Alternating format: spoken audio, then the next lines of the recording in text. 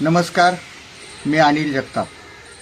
खरीप 2020च्या संदर्भात काही महत्त्वपूर्ण माहिती उपलब्ध झालेली आहे, ती आपल्यासोबत शेअर करावी म्हणून आज आपल्यासमोर आलेलो आहे। जसे की आपल्या सर्वांना माहिती आहे, गेल्या 24 नोव्हेंबरला छत्रपती संभाजीनगर उच्च न्यायालयाने धाराशिव जिल्ह्यातील शेतकऱ्यांना जवळपास 225 कोटी रुपये देण्याची ऑर्डर पीक विमा कंपनीला केलेली होती।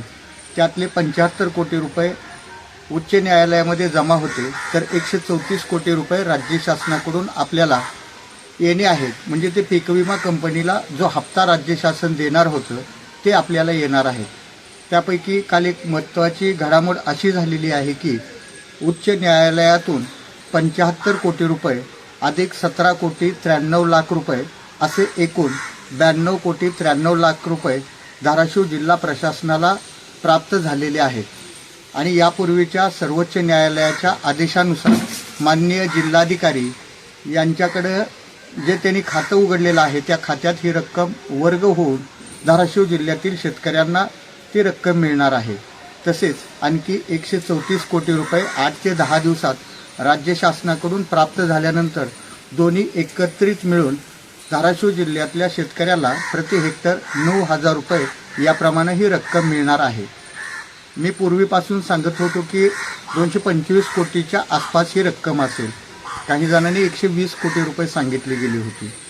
त्यात आणखी एक महत्त्वाचा मुद्दा असा आहे की सध्या सोशल मीडियावरती तालुकानिहाय काही नेत्यांच्या नावाने ह्या तालुक्यातील शेतकऱ्यांच्या याद्या आहेत ज्यांना पीक विमा 2020चा मिळणार आहे अशा फिरत आहेत। या संदर्भात मी जिल्हा कृषी अधीक्षक कार्यालयाशी आजच बोललेलो आहे।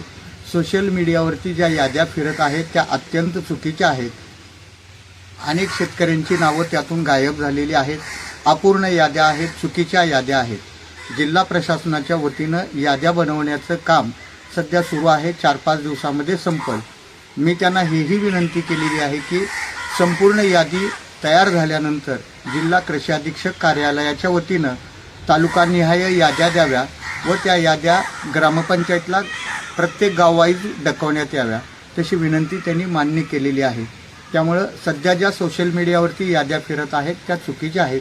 नवीन याद्या लवकरच केल्या जातील आणि त्या सर्वसमावेशक म्हणजे धाराशिव जिल्ह्यातल्या विमा भरलेल्या 3,32,412 शेतकऱ्यांना प्रति हेक्टर 9,000 रुपये मिळतील।